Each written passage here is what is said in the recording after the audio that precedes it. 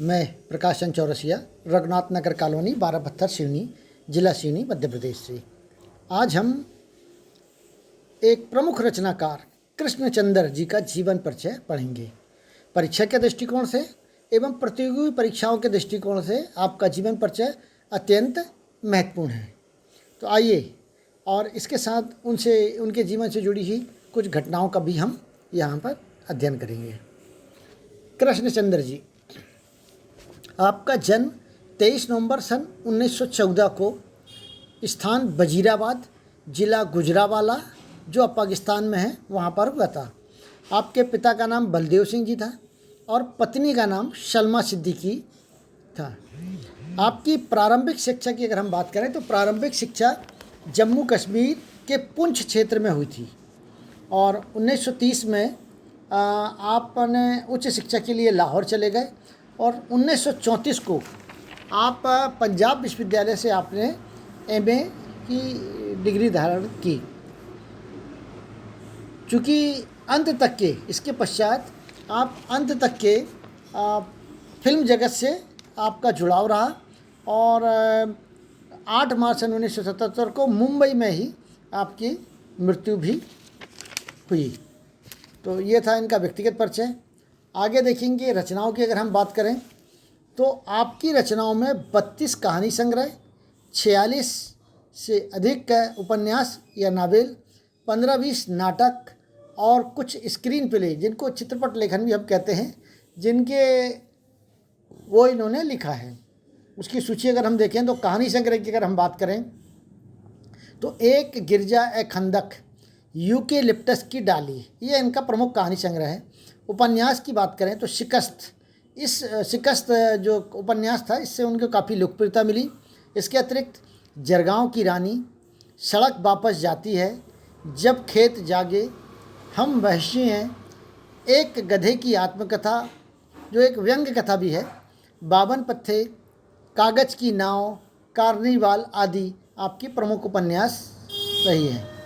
कहानी की अगर हम बात करें तो अजनबी आँखें, अन्नदाता, आधे घंटे का खुदा, जामुन का पेड़, पूरे चांद की रात, शहजादा, 100 रुपये, अमृतसर आज़ादी से पहले, ममता आदि आपकी प्रमुख कहानियाँ रही हैं। इसके अतिरिक्त और बहुत सारी कहानियाँ रही हैं, लेकिन यहाँ मैंने प्रमुख कहानियों को दिया है।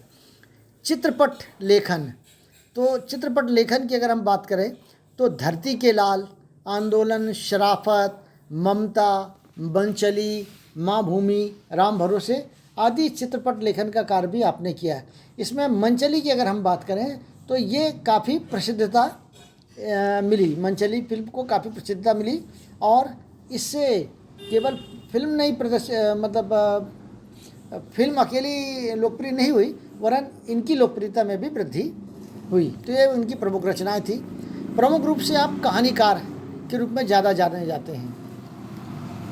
आगे देखेंगे हम, कृष्णचंद्र जी ने प्रेमचंद की कहानी विधा को और आगे बढ़ाने का कार्य किया और बहुत सारे रचनाकार थे जिन्होंने कहानी विधा को आगे बढ़ाने का काम किया, लेकिन इनमें प्रेमचंद जी का इनका कृष्णचंद्र जी का नाम प्रमुख रूप से माना जाता है। प्रेमचंद जी और रविन्द्रनाथ टैगोर के बाद ऐसे रचनाकार थे जिनकी रचनाओं का 16 से अधिक देशी भाषाओं में और 65 से अधिक विदेशी भाषाओं में अनुवाद हुआ। अर्थात इसके पूर्व प्रेमचंद जी की रचनाओं का और रविन्द्रनाथ टैगोर की रचनाओं का अन्य भाषाओं में अनुवाद हुआ था। उसके बाद आपका नंबर लगता है, आपकी रचनाओं का इतनी सारी भाषाओं में अनुवाद किया गया है। अगर हम ये माने कि लगभग सभी भाषाओं में आपकी रचनाओं का अनुवाद किया गया है तो अतिशयोक्ति नहीं होगी और ये प्रदर्शित करता है कि आपकी रचनाएँ बहुत प्रसिद्ध थी और प्रमुख थी और काफ़ी अच्छी थी। पूर्व में आप उर्दू भाषा में अपनी रचना लिखा करते थे, किंतु स्वतंत्रता प्राप्ति के पश्चात आपने हिंदी में लिखना आरंभ कर दिया। आप साम्यवाद से प्रभावित थे, इसलिए आपकी रचनाओं में पूंजीवाद के प्रति असंतोष का भाव स्पष्ट देखने को मिलता है। आपकी लोकप्रियता का अगर कारण जाने तो काव्यात्मक रूमानियत एवं शैली की विविधता रही है। इनके साम्यवाद के प्रभावित होने का एक एक इनके जीवन से जुड़ी हुई एक छोटी सी घटना है जिसका मैं यहाँ पर जिक्र करना उचित समझता हूँ कि जब ये बचपन में जब ये छोटे थे तो इनके पिता जो पेशे से डॉक्टर थे एक राजा को देखने गए, साथ में ये भी चले गए। वहाँ पर इनकी मुलाकात राजा के दो बेटे थे, जो दो राजकुमार थे, उनके साथ हुई और उन्होंने अपने साथ इनको कृष्णचंद्र जी को ले गया और अपने खिलौने वगैरह दिखाए और फिर उनसे पूछा कि डॉक्टर के बेटे बताओ तुम्हारे पास क्या है। तो ये झेंप गए, क्योंकि इनके पास कोई ऐसा विशेष नहीं था, तो ये झेंप गए और चुप रहे। इस पर उन्होंने इनके जेब में हाथ डालकर सफ़ेद हत्ता वाला एक चाकू जो इनके जेब में रखा था वो निकाल लिया। जब ये वापस उनको मांगने लगे तो इन्हें चांटा मार दिया और फिर इन्हें काफ़ी मारा पीटा। इनके रोने की आवाज़ सुनकर इनके पिताजी आ गए। पिताजी ने सारा माजरा जाना और उन्हें डांटने के स्थान पर, अर्थात राजकुमार के बेटों को डांटने के स्थान पर अपने बेटे को ही उन्होंने डांटा और मारा। इस पर इन्हें बात समझ में नहीं आई कि ये ऐसा क्यों हुआ और इन्हें वो सफ़ेद हत्ता वाला चाकू भी वापस नहीं मिला, अर्थात मन में इनके बात वो लगी रही।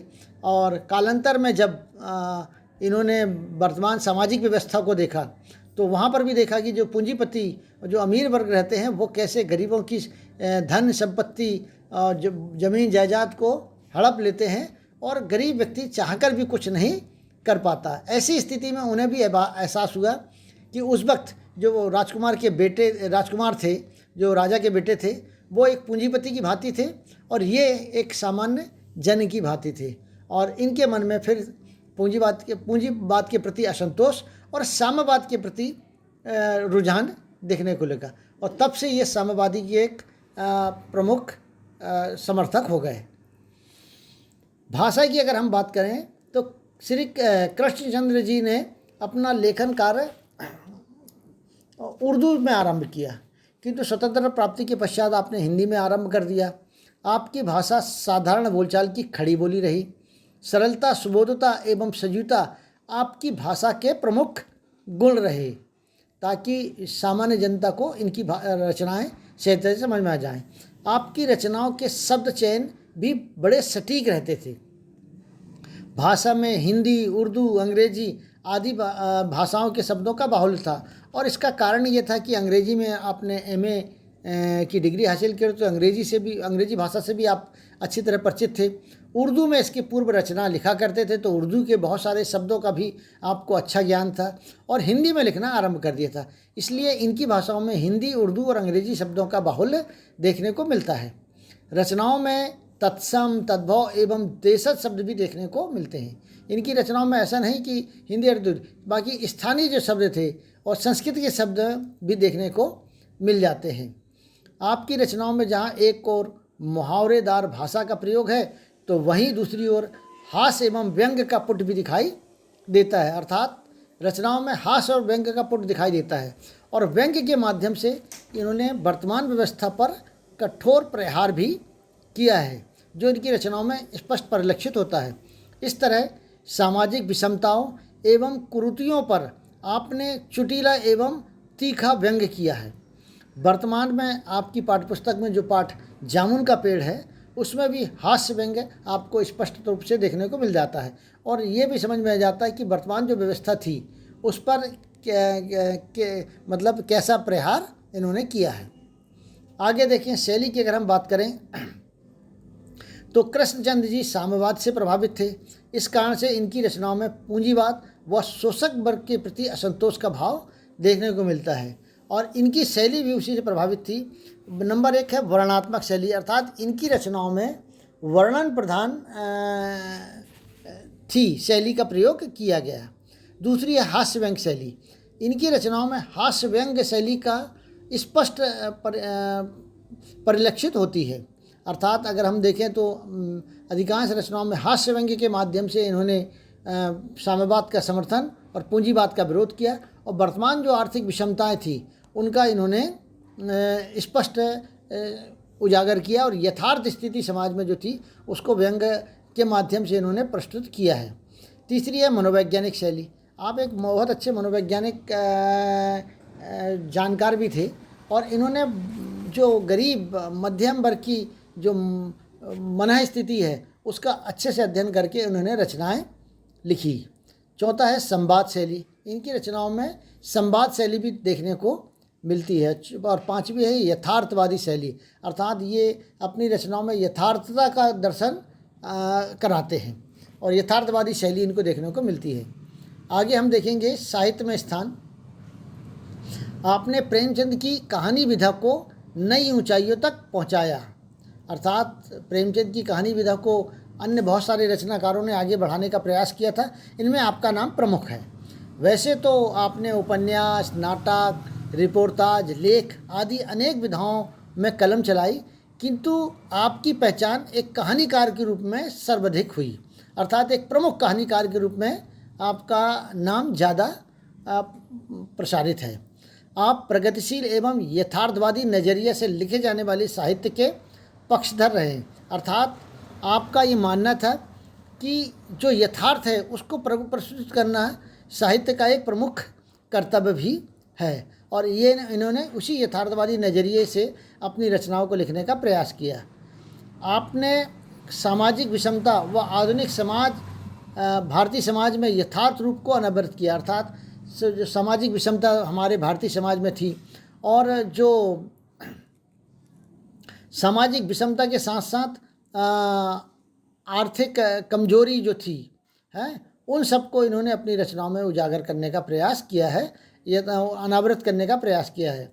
आपके बृहत साहित्य से, आपके बहुत सारे साहित्य थे, बहुत सारी कहानियाँ, उपन्यास आदि थे, तो उनसे हमारा हिंदी साहित्य धनी हो गया है। आपकी रचनाओं के देशी विदेशी भाषाओं में अनुवाद आपकी रचनाशीलता को सिद्ध करता है, अर्थात आपकी जो रचनाएं रहीं इनमें अनेक भाषाओं में जिसका उनका जो अनुवाद किया गया है वो इस बात को प्रकट करता है कि आपकी रचनाशीलता बहुत अच्छी थी। आपके सम्मान में भारत सरकार ने 10 रुपये का डाक टिकट जारी किया और सन 1969 में आपको पद्म भूषण सम्मान से भी सम्मानित किया है, और जो इस बात को प्रकट करता है कि हिंदी साहित्य में आपका श्रेष्ठतम स्थान है। हिंदी साहित्य में आप एक अनुपम स्थान पर आज स्थापित हैं और आपकी जो रचनाएं हैं वो हिंदी साहित्य की अमूल धरोहर है। आशा है कि आपको ये वीडियो अच्छा लगा होगा। यदि अच्छा लगे तो सब्सक्राइब करिएगा, लाइक करिएगा और अपने अन्य मित्रों को भी सेंड करिएगा ताकि वो भी इसका लाभ उठा सके। और सब्सक्राइब यदि आप करेंगे तो आने वाले अन्य वीडियोस हैं वो आपको सहजता से प्राप्त हो जाएंगे, जो आपके परीक्षा के दृष्टिकोण से अत्यंत उपयोगी रहेंगे। धन्यवाद।